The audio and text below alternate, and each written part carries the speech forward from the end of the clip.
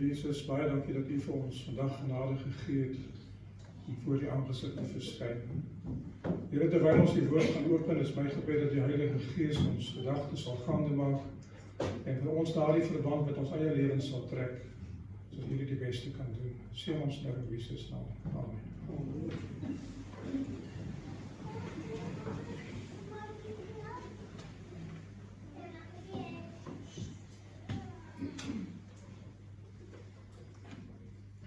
Dit is vir my toenemend moeilik om te preek deesdae. En ek vind dat mense verstaan my verkeerd. My vrou het onlangs afgesterwe en vandag is haar verjaarsdag ook om ons te kroon. En ek gaan deur baie emosies, maar ek gaan nie deur die emosies van my vrou nie. Die Satan tuister my soos nooit in my lewe van tevore nie. En ek vind ek het 'n stryd om 'n bestaansreg wat ek nie kan verduidelik vir mense nie. So ek wil vir julle lees Jesaja 43 as 'n teks, vers 1 en die res wat dan volg. Ek glo jy ken dit baie goed. Die opskrif sê, jy is myne. Luister, so sê die Here wat jou geskep het, o Jakob, wat jou gevorm het, Israel. Moenie bang wees nie. Ek verlos jou, ek het jou op jou naam geroep, jy is myne. As jy deur die water gaan, is ek by jou, deur riviere. Hulle sal jou nie wegspoel nie, as jy deur vuur moet gaan, sal dit jou nie skroei nie, en die vlamme sal jou nie brand nie, want ek is die Here, jou God, die Heilige van Israel, jou redder. En dan sê hy, ek gee Egipte as losprys vir jou, Kus en Seba in jou plek. En dan vers 4, omdat jy vir my kosbaar is, en omdat ek jou hoog ag en jou lief het, gee ek mense in jou plek, en volke in ruil vir jou lewe. Mag die Here vir u seën terwyl ons vanmôre gaan saam bid.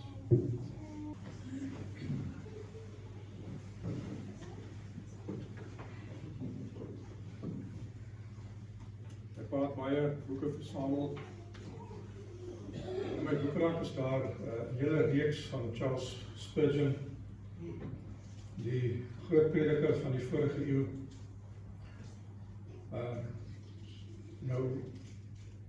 Die man was 'n groot prediker geweest, maar ek wil vir julle sê, julle sy preke lees, dit lees nie so maklik nie. Jy moet baie skryf en baie uitmekaar uithaal om te verstaan wat die man gesê het. Maar op daai tyd van sy lewe was hy 'n man wat ek glo met die gees van die Here gevul was. En die Here gebruik hom as 'n magtige instrument om die mense tot bekering te bring. Hy vertel die verhaal.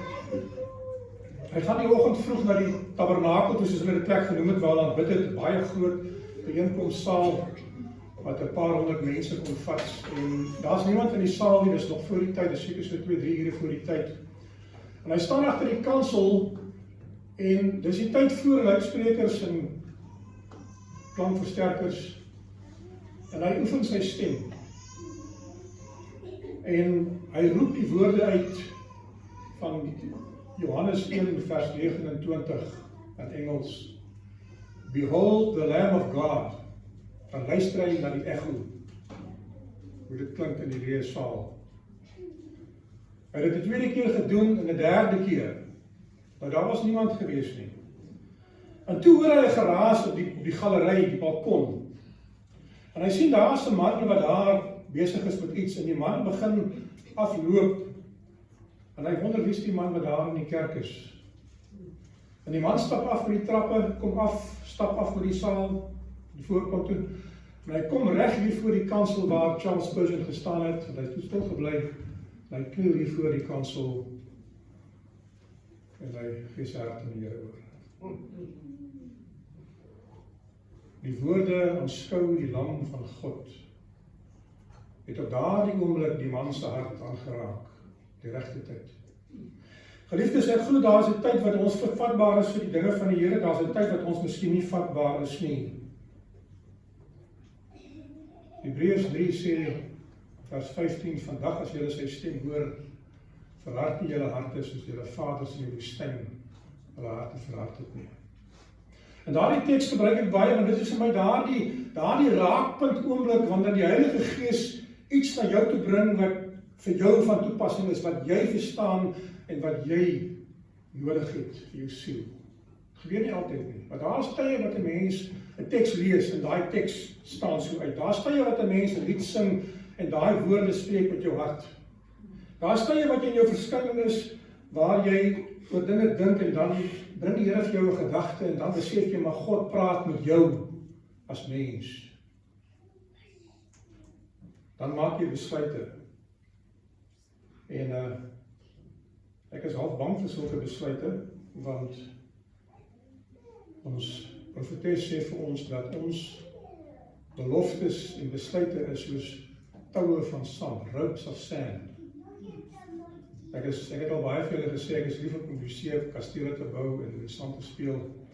Ek het gewoonlik so 'n klomp kinders vir my as ek begin, wat kom saam speel as die paas nie, maas nie wil speel nie. 'n tou wat jy van sand maak is van geen waarde nie. Hy kan die vorm hou tot die wind om begin waai en hy droog word en dan gaan hy stukkend. Jy het nie 'n besluit wat jy moet maak, of wat jy gemaak het, dan laat jy moet teruggaan. Ek wil met jy praat oor nuwe begin. 'n Nuwe begin. Ek het myself gesê die afgelope tyd, ek moet herbereken. Julle weet die goedjies wat julle voor in julle academy ry, GPS. Ek ry in Noord-Kaap en die ding sê vir my, gaan hier af, nou gaan ek af. Dan vat hy my oor 200 km grondpad, ek nie wou gegaan het nie. En ek het geleer, ek ry met 'n kaart saam met my, want jy kan nie daai ding altyd glo nie. En baie keer as ek ry en ek het hom gestel op 'n eindbestemming, dan vat ek 'n ander pad, dan sien ek daar ookie begin so 'n vraagteken maak, dan draai hy. Wat sê hy vir jou? Recompute. Hy moet herbereken, Suid-Afrikaans is. Dan begin hy van voor af, dan werk hy 'n nuwe roete uit, dan vat ek weer 'n verkeerde pad, of pad wat ek weet dat ek gery van die rede, dan moet hy weer herbereken. Dit is my lewensverhaal. Ek moes gedurig deur herbereken, ek moes gedurig deur in doodloopstrate ingaan. Ek ry daar in Springs met 'n fiets, en ek sien daar's 'n bordjie wat sê koelde zak, maar ek het nie geweet dis daar tuin, wat beteken straat loop dood nie. En 'n lang pad ingery en toe moet ek omdraai, want dis 'n spoorlyn en daar's huise, jy kan nie, jy moet maar weer terug gaan waar jy moet gaan. Liefdes, jy moet nie bang wees om weer te begin nie. As jy my verhale lees op Facebook, ek weet dit klomp gemors, maar my lewe is 'n lewe van oorbegin en oorbegin en oorbegin.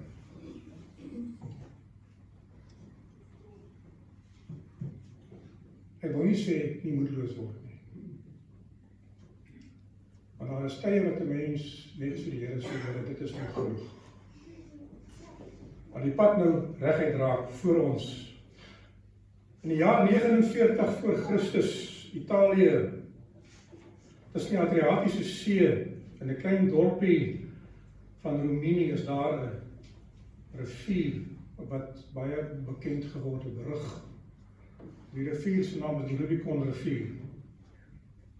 Hy is ongeveer 96 km lank. In die tyd van die Romeinse diktator Sulla het die kabinet, die senaat, 'n wet gemaak wat sê dat geen weermag wat gewapen is mag oor die Rubicon rivier trek in Rome in. Dit sal as 'n daad van aggressie beskou word, maar dit sal aangeval word deur die magte wat in Rome gestasioneer is. Julius Caesar het gehoor van die verraad by Pompei, en hy het besluit, hy gaan terug Rome toe om hierdie verraad te stop. Tot hy by die Rubicon rivier gekom het, en daar het hy gestaan, hy het geweet, as hy oortrek in sy weermag, is dit oorlog. Sy eie mense, burgeroorlog. En hy het besluit, kom wat wil, ek gaan oortrek, en hy het daar die beroemde woorde gesê, daai is kaas in Engels, alia jacta est, ek weet nie het uitspreek, is Latijn, is nie van belangrik nie. En hy het gesê dat ons oorgaan, en hy het oorgegaan, en gesê wat nou agter is agter die plek van waar jy nie weer kan omdraai. In Engels sê 'n point of no return. En baie keer in ons lewens bereik ons 'n plek waar ons voel dit is nou deurgaan en nie terugkyk nie. Ek is baie lief vir die geskrifte van J.G. White, want dit gee vir my groot insaag in die tyd van die einde. In die boek, die eerste geskrifte van die eerste dinge wat sy geskryf sy die verhale. En sy sê daarso dat aan die begin van die Advent boodskap en die boodskappers het dinge lank gevat om te vorm en mense het oor maande en jare lesse geleer. Maar sy sê aan die tyd van die einde, naby die wederkoms van Jesus, gaan dinge vinnig gebeur. Sy gebruik die woord rapid. En in 'n sekere volgorde, wat daar nie gaan tyd wees om te dink en te besluit nie. En sy sê, baie mense gaan huiwer om in daardie tyd in te gaan, maar hulle gaan by die plek kom waar hulle besef, hulle is nou so ver, hulle kan nie nou meer omdraai nie. Nou moet jy eenvoudig aangaan en die reis klaar maak. En wat ook al die gevolge is, moet jy maar dra.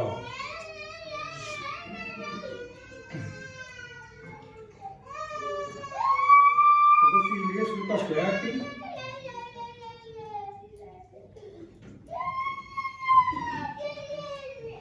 Ek het vanmôre in my huis die verkeerde Bybel gevat, so ek het vir julle Bybels getrek na agter. My Bybel is lekker, hy val sommer ook daar waar kom al lê. Lukas 13 vers 24, 'n teks wat baie meer bekend is. Hy sê vir hulle, span al julle kragte in om by die smal deur in te gaan. Baie verseker ek julle sal probeer om in te gaan, maar sal dit nie reg kry nie. Die smal deur. Die plek waar jy nie kan ingaan op jou eie meriete nie, die plek wat jy nie kan ingaan as jy te veel goed het nie. Ons het opleiding gedoen in Noord-Transvaal met blinde mense, dit is my vorige beroep gewees.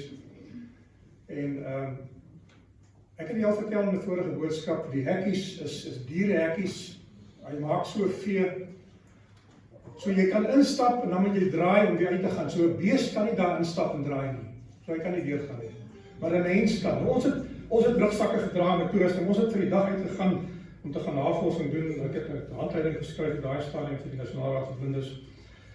En ek het 'n span van 8 mense gehad wat saam met my gewerk het, wat saam navorsing gedoen het. En die vriend wat saam met my geloop het, hy het ingegaan met hierdie pakkerasie op sy rug en nou hy is geblinddoek, want hy is my eksperiment. Ek moet op hom oefen. En hy het ingegaan in die middel en toe kan hy nie verder. Hy het 'n paar keer probeer, al die maniere. Hy kon nie weet. Hy het naderhand gestop, die rugsak afgetel, die goed oorgegooi met die draad en toe weer gegaan. En daar het ek hierdie teks onthou van die Noupoort. Baie sal probeer om in te gaan, maar hulle gaan nie reg kry nie. Want die bagasie wat jy het in hierdie wêreld gaan die probleem met hierdie poort is, hy word nouer soos wat jy vorentoe gaan. En ek lees die kommentaar hierop, dit sê daarso dat soveel ons vorentoe gaan op die Christelike lewenspad, gaan ons agterkom, daar is dinge wat ons gaan terughou in hierdie wêreld. En as ons wil aangaan en deurgaan en eindtyd gaan ons dinge moet los. Ons gaan 'n prys moet betaal. Ek sit eendag in 'n huis van 'n man en 'n vrou, goeie vriende van my, en ek het niks teen rykdom nie. Ek hou van rykdom. Ek is seker ook. En maar ek het die huis so gekyk. Dit was die beste van die beste. En ek vra vir hom as 'n vriend, ek sê vir hom, as ons ooit eendag hierdie goed moet agterlos, sal jy dit kan agterlos? Hy het my nie 'n antwoord gegee nie. Ek sê, wel, ja, jy weet, as jou lewe daarvan afhang, as jou saligheid daarvan afhang, ja. Maar kan ons dit doen? En veral is daar die dinge wat ons vashou, sonde is. Ek dink aan die verhaal van Nimri, die verhaal van Biliam. Jy ken vir Biliam. Biliam was 'n man wat 'n profeet van die Here was, as jy dit nie weet nie. Hy het afvallig geword. En maar Biliam het 'n reputasie. Wat is sy reputasie? Sy reputasie is dat hy is 'n man wat gespreek het en dit gebeur. Hy kon in 'n mate, as God hom gewys het, die toekoms voorspel het. En hy het insaam menselewens gehad. En nou het hy die pad van die Here verlaat, en hy die wêreld begin dien, maar hy het nog steeds daardie gawe, het hulle gedink, hulle het nie besef dat as die Here, wat het Paulus gesê, as die Heilige Gees uitgaan uit jou lewe uit, dan kom Satan in. En verdryf jy hom, dan gaan hy uit, dan kom hy terug, en wat bring hy dan? Dan bring hy ander terug wat erger is. Nou as die Gees van die Here mens verlaat soos met koning Saul. Koning Saul se lewe is 'n voorbeeld. Toe die Here vir Saul verlaat, sê die Bybel het 'n bose gees van hom besit geneem. En Saul het begin dinge doen wat, en ek moet 'n tree teruggee. Toe Saul koning geword het Samuel sy hand op hom gelê en hom gesalf. En die Bybel sê eenvoudig dat toe Saul omdraai om van Samuel weg te stap, het die Here sy hart verander. En Saul wat 'n introvert was, Saul wat soos ek jonk was, skaam was en skugter was en niks wou doen nie omdat ek te bang was, het skielik koningseienskappe. En die Here bemagtig hom met iets wat hy nie gehad het van tevore deur bonatuurlik vir hom krag te gee om dinge te doen. Toe Saul die hand van die Here los, sê die boek Patriarge en Profete, het die Here eenvoudig daardie seëninge wat hy hom gegee het teruggevat. En die resultaat was kranksinnigheid en absolute chaos in sy koninkryk Israel. En is gevaarlik om die hand van die Here te los. Biliam doen dieselfde, nou doen Biliam nog steeds dinge, maar dinge gebeur nou met mense oor 'n ander mag van hom weet gevat het. Die mag van Satan. En hy kan geringe voorspellings maak. En die mense het daardie reputasie gesien en hierdie koning kom nou om te sê vir hom, kom vervloek vir my die volk van die Here. Maar Biliam weet dat hy kan nie dit doen nie. En hy waag dit om vir die Here te vra of hy mag gaan. Hy sê vir die mense, bly oor, ek sal vandag met die Here praat. Baie edel van hom. En as die Here vir my sê ek kan gaan, dan sal ek gaan. Nou, hier is baie gevaarlik. Sal die Here vir my adviseer om dinge te doen wat teenstrydig met sy wil is? Ek was in 'n gemeente hier naby, en 'n man sê vir my leraar, ek moet vir my bid. Ek sê, wat moet ek vir jou voor bid? Miskien dat ek dit nou so stel van die kansel af, maar hy sê vir my, ek is lief vir 'n ander vrou. En die vrou verstaan my, soos my vrou my nie verstaan nie. Vra vir die Here om daai vrou vir my te gee. Ek sê vir hom, jy bid op Biliams gebed. God sal nie jou gebed hoor nie. Die Here sê vir Biliam, jy kan gaan, maar net wat ek vir jou sê, dit mag jy sê. Maar die mense is nou al weg. Dan hulle 2 keer teruggekom. Nee, ek gaan so 'n bietjie vorentoe in die verhaal. Hulle 2 keer gekom. Eerste keer het hulle nie gegaan nie. Tweede keer gekom hulle weer terug met meer goeders. Jy kan dit lees, Numeri 22, Numeri 23. En nou gee die Here in. Die Here sê eers nee, en dan sê die Here goed, jy kan gaan. Nou is die man nie haastig, hy wil nou daai kom, hulle is nou al weg. Hulle is nou al weg, die boodskappers. En langs die pad, soos in die les vanoggend, het die engel van die Here, hoofletters, gaan staan in die pad. Maar die donkie het die engel gesien en Biliam het hom nie gesien nie. En hy druk Biliam se been daar teen die muur vas. Ek ken die verhaal, 3 keer gebeur dit. Poort word nouer, gaan weer deur. En die 3de keer, toe gaan die donkie in die veld in. Hy maak 'n wye draai. Ons het maniere wat ons rondom probleme loop as ons dit nie kan tot uitvoer bring nie. Dis die pad van Satan wat ons wikkels loop. En toe die Here gaan staan in 'n nou poort waar die donkie nie kan links en regs gaan nie. Liefdes, as ons ingaan op 'n rigting wat die Here nie goedkeur nie, sal ons, en ek het in my lewe dit baie gesien, gaan ons by 'n punt kom waar die Here gaan sê, ek gaan nou by 'n plek staan waar jy nie kan links of regs gaan nie. So jy moet nou kies. Dit is waaroor die boodskap gaan. Wanneer jy by daai punt kom wat die Here vir jou sê, daar is nou nie meer links en regs nie. Jy het in die verlede keuses gehad, jy het wye draaie geloop, jy het verbygekom met baie dinge wat jy nie voorheen verbygekom het meer nie, maar nou gaan jy nie verbykom nie. En Biliam wil die donkie doodmaak, en die donkie praat met hom, en hy is so aangedaan, hy kom nie agter dat die dier met hom praat nie. Ek meen as 'n dier met my praat, sal ek toch dink iets is baie snaaks aan die gang. Richard O'Phil, jy het hom geken, een van ons visie-presidente, hy preek by 'n kampvergadering, hy sê, hy sal liever dat 'n donkie met hom praat as sy vrou. Want dit kan ek nog hanteer. Nou, dit maak nie saak wie met jou praat, jy sal die Here in jou pad in mense stuur wat jou waarsku, wat vir jou tekens gee as dit nodig is. Om vir jou aan te dui, soos Jesaja sê, jy sal het woord agter jou hoor wat sê, gaan links of gaan. Ek het al vir die Here gebid as 'n kind en gesê, Here, hoekom hoor ek nie so 'n woord nie? In my lewe het ek agtergekom, daar is baie plekke waar die Here my gewaarsku, die Here het my tekens gegee, die Here het my mense na my toe gestuur, die Here het my dinge gewys in ander mense se lewens en ek moes daarop agslaan.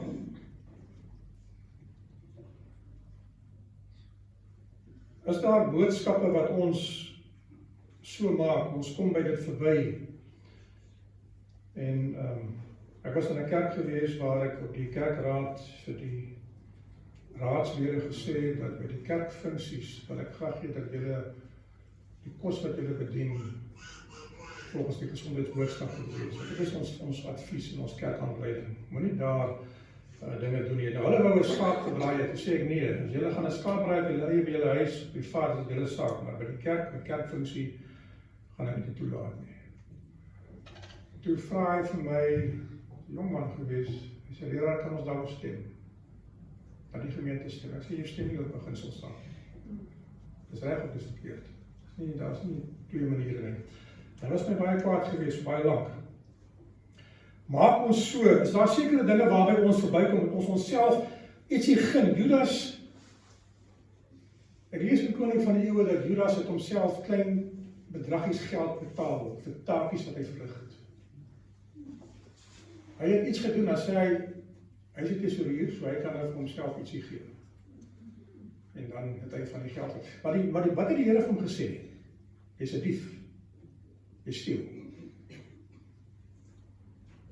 En Judas kon daardie teregwysing en ander teregwysings wat die Here van gegee het nie hanteer nie, en hy het gegaan en die Saterdag aand die Here gaan aankla, die Dinsdag aand weer gegaan, en hy kon nie 'n derde keer gaan nie, want hy het nie geweet waar die nagmaal gaan plaasvind, en die Here het nie dit openbaar gemaak nie, en toe hy uit die kamer uitgestuur is, het hy gegaan reguit na die raadslede toe van die tempel, en gaan sê, hy gaan vanaand Getsemane toe, hulle gaan hom daar kry. 'n man wat aangehou uitdraai het en die Here het vir hom kans gegee. Ek lees 'n ding.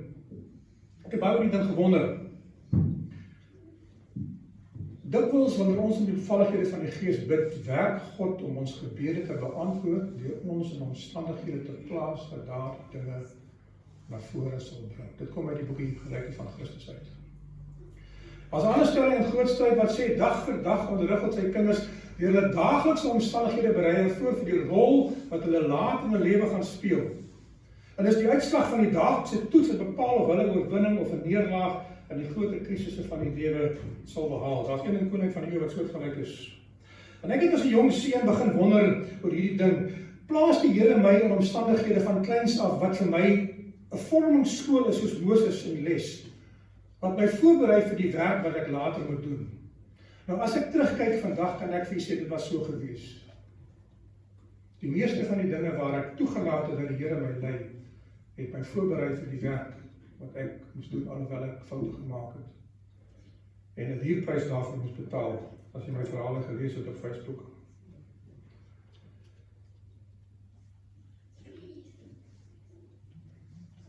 Het jy by daardie plek gekom waar die Here vir u gaan sê, luister, jy is besig om af te wyk van die pad af wat ek vir jou daar gestel het. Die vraag is nie, hoe ver sal die mens gaan voordat hy tot inkeer kom nie. Want ek vra in gebed baie vir die Here, Here, hoeveel keer gaan U my nog vergewe? Hoeveel keer gaan ek nog dieselfde ding na U toe bring en vir U sê ek het 'n fout gemaak? En ek doen dit. Of die ander vraag is, hoe ver gaan God my toelaat? Ek lees vir hierso, en ek het nie die Afrikaans nie, ek kan dit vir die Afrikaans vertaal as jy wil. The long suffering of God is wonderful. Long does justice wait while mercy pleads with the sinner. The Lord is slow in anger. En dan sê dit hierso, but there is a line beyond which they cannot pass. The time is near when they will have reached the prescribed limit. There will only be two classes in the final battle. The middle, indecisive, lingering on without a chosen destination. Die reg wag lank terwyl genade en die sondaar pleit. Maar daar is 'n perk wat die mens nie kan beskyn. Ek is bevrees, ons is besig om in daardie gebied in te gaan, waar die slottonele van die wêreld so naby ons gekom het, dat ons te by plekke gaan kom waar die Here gaan sê, jy's te naby om nog foute te maak, jy moet nou links of jy moet regs gaan, jy kan nie meer, die Bybel sê op twee gedagtes anker nie.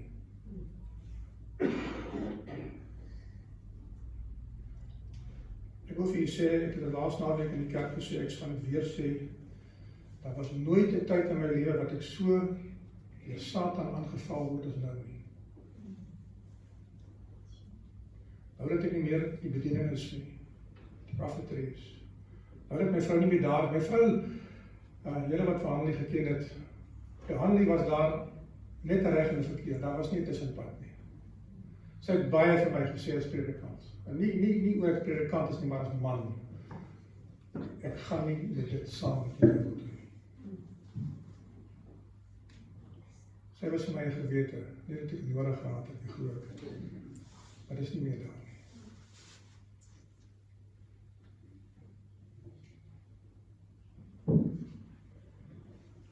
Ek het gestrand.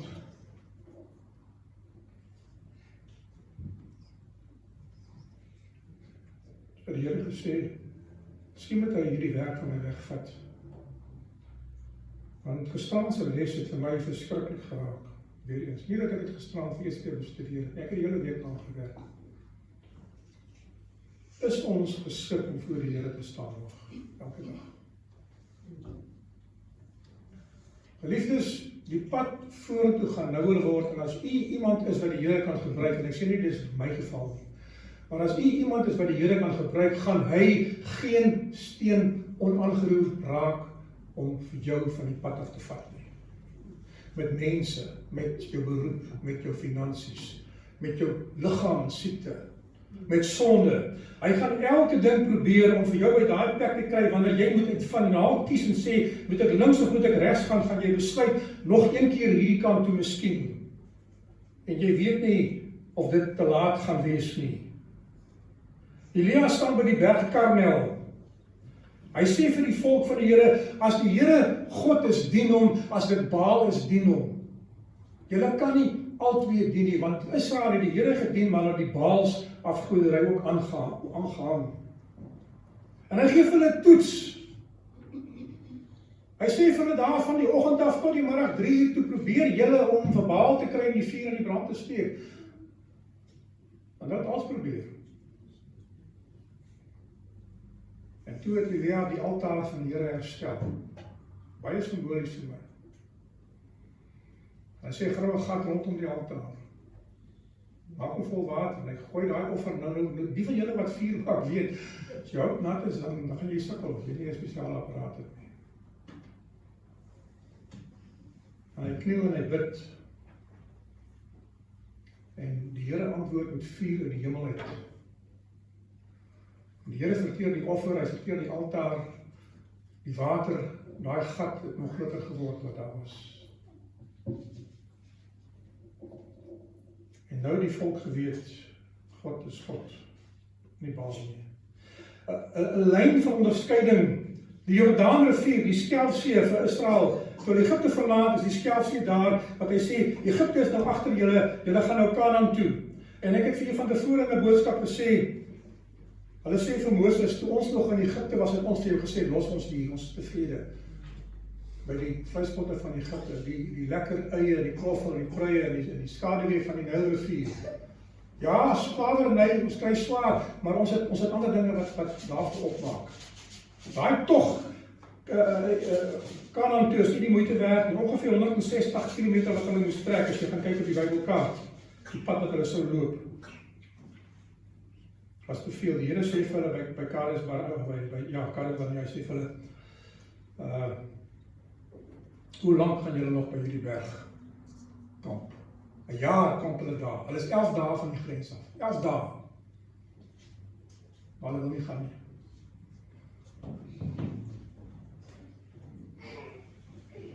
Die Jordaanrivier.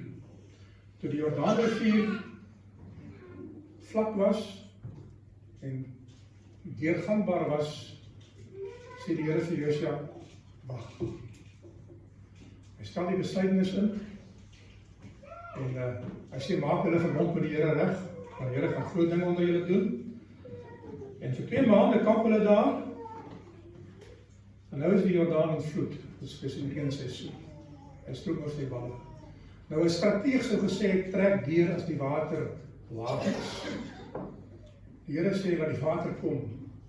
Nou sê hy vir die priesters, julle stap voor, julle stap. En hulle het gestap tot hulle voete die water raak, jy ken die verhaal. En die water het opgedam, weggevloei. En hulle stap deur en die priesters gaan staan in die middel van die rivier, baie simbolies vir my. Solank hulle daar staan, kan die water nie terugvloei nie, tot elke een wat wil deurgegaan het. Toe stap hulle uit, en toe hulle aan die wal kom, toe gebeur daar iets waar die water opgedam was, en die water kom terug. En die gawe van profesie sê dat Jesus het in die hemelse heiligdom ingestap, soos daai priesters, om die Jordaanrivier van verlossing op te hou. En solank hy daar staan, sal die waters nie terugkom nie, maar as hy uitstap en daardie wierookpan neergooi en sê dit is volbring, gaan die genade weer sluit. En elkeen wat by daai kruispad vertoef het, wat nog nie besluit het nie, gaan 'n probleem hê. Watter kant toe moet jy gaan?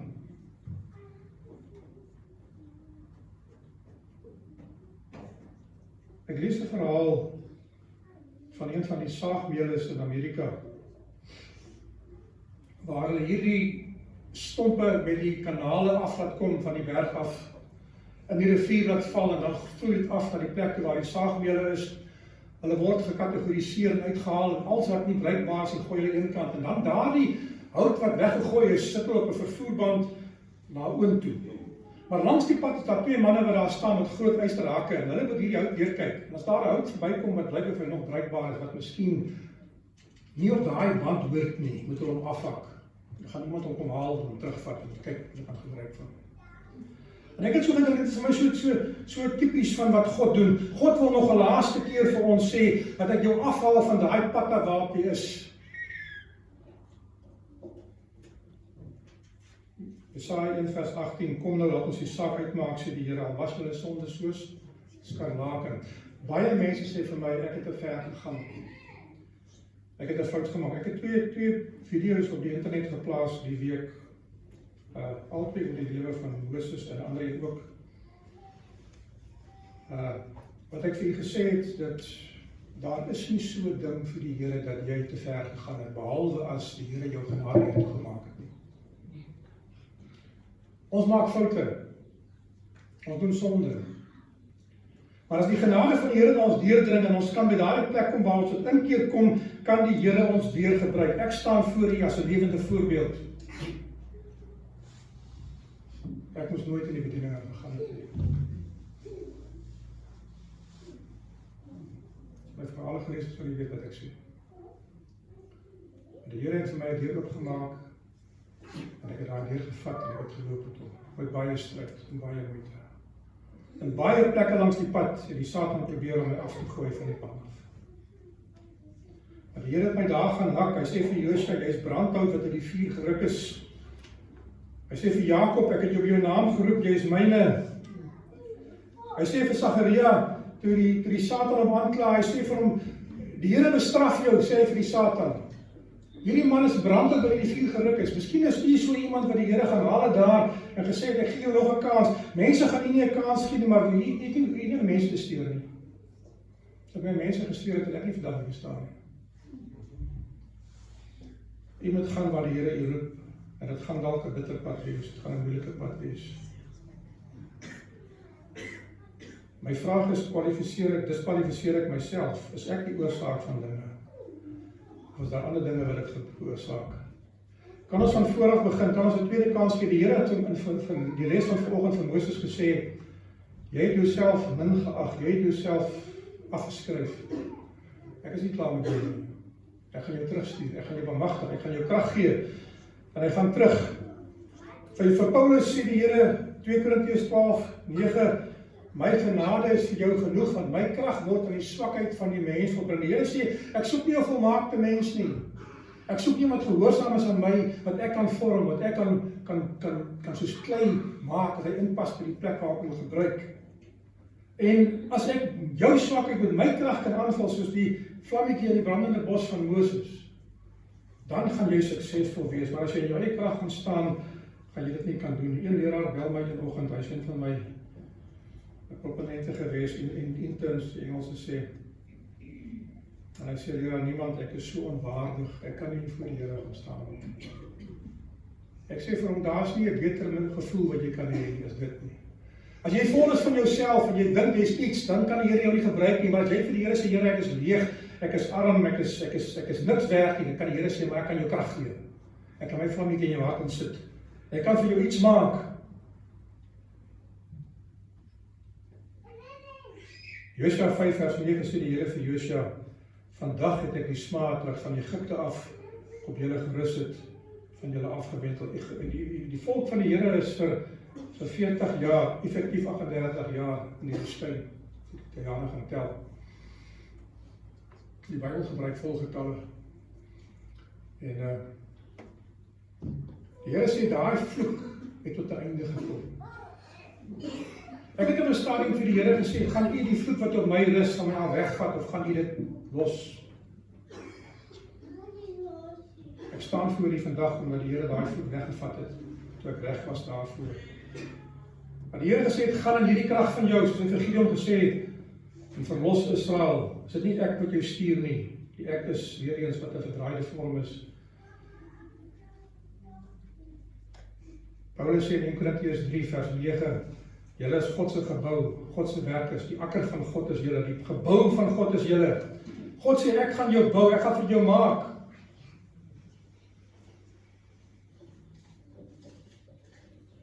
En die Here sê in Matteus 9, jy kan nie nuwe wyn in ou wynsakke insit nie, hulle gaan bars. So laat ek jou nuut maak van vandag, laat ek jou wedergeboorte ervaar. En as jy nuut gemaak het, kan ek my gees in jou inplaas, en dan sal jy daardie water of daardie wyn kan hou. Paulus skryf aan die Filippense in hoofstuk 3 vers 14. Engels sê so, I press to onward towards the goal to win the prize for which God has called me heavenward in Christ Jesus. Hy buur voorwaarts om die prys te kry. En dan sê hy 2 Korintiërs 5 vers 17, almal wat in Christus is 'n nuwe skepsel, 'n nuwe skepping, eerder sê die Grieks. Die Here sê, ek gaan jou nie lap nie, ek gaan jou nie aanpak nie, ek gaan nie goed bysit nie, ek gaan jou nuut herskape. Ek gaan vir jou van vooraf begin. Geliefdes, het nie by 'n plek gekom dalk waar, en ek wil nie sê waar ek is nie, ek is amper daar, waar ek vir die Here vra, moet ek links of moet ek regs gaan? Weer van my lewe. Gaan hy toelaat dat die Satan my meesleer op die einde van die pad, of gaan hy vir my deurvat dat ek kan oorwinning behaal en eindtyd kan volhard? Dis my keuse, ek kan kies. Saam met die Here te loop of die pad van die wêreld te kies, wat dit ook al mag wees. Moet ek vir die Here sê, Here, ek het te ver gegaan, ek het foute gemaak en ek kan nie dit regmaak nie. Die man aan die kruis het daar gehang, het die Here gekyk. Hy het nie sy sonde bely nie.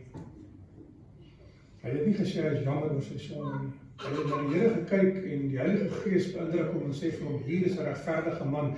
Jy is 'n sondaar, jy het behoefte aan daai man se lewe.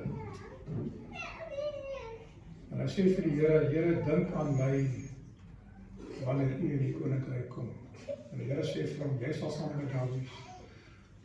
Die Here het gesê op 'n stadium, soos Moses die slang in die woestyn verhoog het, so sal die seun van die mens verhoog word. En toe Israel in die woestyn was en die slange hulle begin byt het oor hulle ongehoorsaam was en die Here sy beskerming weggevat het, sit Moses 'n koperslang op 'n paal en hy sê vir hulle, kyk na die slang toe. En baie het gesê, hoe kan ons na 'n slang kyk en lewe? Dis nonsens. En hulle het gesterf. Maar die wat gekyk het gelewe. U sal nie in die hemel ingaan deur u eie werke nie. U sal nie ingaan omdat u gehoorsaam is nie. U sal ingaan omdat u die Here Jesus Christus as die persoonlike saligmaker aanvaar het aan die kruis. En elke mens wat ooit gelewe het of ooit sal leef, is vergewe, want die Here het almal onvoorwaardelik vergewe. Hulle moet dit net vat. Ek sê vir die nagmaal vir die dames wat die wyn skink. Hoekom gooi julle al die glasies vol? Julle mors die druiwesap en daar's so baie mense nie. Nou ek het 'n grap gemaak, ek weet nie, dit is nie. Ek sê vir haar, dis 'n les. Die Here het voorsiening gemaak vir elke mens. Daar is nie een mens op hierdie wêreld wat nie vergewe was aan die kruis van Golgotha nie. Dis nie werklikheid. Maar wie gaan gered word? Net hulle wat dit aanvaar het. As ek met 'n cheque in my sak rondloop en ek gaan hom nie inwissel nie, dis nog nie checks deesdae nie, maar as hy niks werk nie. Liefdes, ek weet nie wat jy hoor nie. Ek weet nie wat die liefde van die hart is nie. Ek het vir die Here gesê gisterand, ek wil nie hier kom staan nie. Ek voel nie waardig nie. En ek het my eie spyt in myself en ek sou dit oorwin wanneer die tyd is daarvoor. Maar ek weet dat daar is van u wat ook 'n spyt in die hart het, wat mense nie vir u kan raad gee altyd nie. U moet nie die hand van die Here los nie. Die Here sal nie die hand los nie. U moet aanhou stry, bly naby aan die Here. En die Here gaan u deurvat. Filippense 1:6, omdat ek hierop vertrou dat hy met die goeie werk in julle begin het, dit sal volëindig tot op die dag van Jesus Christus. Paulus sê, die Here het met jou begin, hy sal jou klaarmaak. Laaste verhaaltjie, ek hardloop, ek het julle al vertel, ek is in die weermag, ek is nie 'n atleet nie, maar ek hardloop tussen my tye wat ek kan afkry. Die atletiekspan van die basis waar ek was, het 'n groep van 15 ouens ingeskryf vir 'n landloop van 10 km. Toe word een van hulle kampioene siek, en die sersant soek 'n man om te hardloop in sy plek. En hy het daar, onthou hy het my gesien hardloop langs die pad, hy het 'n bloedpyn in die kombuis waar ek werk, hy sê, wat maak jy? Ek sê, ek maak huiskaste skoon, ek het vis gebak die oggend, ek stink, verskriklik, vuil, maak store skoon. Hy sê, gaan strop jou en kom terug, baie vinnig. En ek sê, hoekom? Hy sê, man, moet nie vraag van, ek gaan net gaan doen het. Ek is weg, ek het my gaan skoonmaak, ek kom terug. Hy sê, kry jou tekkies en kry jou hardloopklere. Ek sê, hoekom? Ek sê, nee, jy gaan saam. Toe ek op die saambel klim en saam met die ouens ry, toe vra ek hulle, waar gaan ons heen? Toe sê, nee, ons gaan Heidelberg, ons gaan landloop doen, daar in die berge. Ek sê, maar ek is nie atleet nie. Toe die manne daar uitklim, dus daar verskeie basisse wat daar kom deelneem. En dit is, julle weet waar atlete lyk. Hulle lyk nie soos ons maaruitjies nie. Hulle is manne wat gespierd is en jy kan sien dat is atlete. En hulle staan in opwarm en die sersant vra my, gaan jy nie opwarm? Ek sê, nee, wat moet ek opwarm? Ek doen dit nie. Ek doen dit nooit hardloop nie. Ek het my boots gebring in teenoor, jy sê, jy kan nie boots hardloop nie. Ek sê, maar ek dra altyd my hardloop altyd. Ek heb my paar plekjes wat so te groot is, dan flop hulle so op my voete. Daar is so 'n klein laaitjie wat langs my kom staan. Hy sê vir my, ek hardloop hierdie terrein baie, dis bergwêreld, dis nie plat aarde nie. Hierdie manne is plat aarde atlete. Hulle gaan swaar kry. Hy sê vir my, bly net by my, vat my pas. Ons het gehardloop, aan die begin wil ek hardloop en sê, jy gaan te vinnig, gaan stadiger, hou my pas. Ons het so 7-8 km gehardloop, toe begin ons die ouens agteraf in hardloop. En dis bergwêreld, dis alles te werk. Toe vat ons die vlakte daar by Alberton se wêreld af, daar op die snelweg, en ons gaan so 2 kilometer terug. Hy sê vir my, as jy kan hardloop, dan hardloop jy nou dat jy bars. Maak klaar. Ek het daar afstand afgelê in 57 minute, ek het het water gaan oordoen, en baie vinnig gevorder. Ek het nie onder die laastes gekom, ek is onder die eerstes. Die Here sê vir u, bly by my, as ek sê gaan vinniger, dan gaan jy vinniger, as ek sê gaan stadig, dan gaan jy stadig, as ek sê stop, dan stop jy. As ek sê gaan links, dan gaan jy links, as ek sê gaan rechts, gaan jy rechts. Die Here sê, ek sal jou daar bring, en as jy daar kom, sal jy alles hê wat jy moet hê. Ek het vir my studente gesê, by Optima College, altyd, toe ek daar rektor was, as julle in my program bly, sal julle wanneer jy by die eksamens kom, alles weet wat julle moet weet. Moenie bekommerd wees nie. Moenie jouself simpel leer nie, doen net wat ek vir julle sê. As julle daar kom, sal julle weet wat julle moet weet. Julle sal slaag en gaan slaag. Dit sal vir julle ook so wees. Bly by die Jesus, en hy sal jou seën. En as jy by daai plek kom waar jy moet draai, draai. As jy by die plek kom waar jy nie kan omdraai nie, gaan aan. As jy besluit.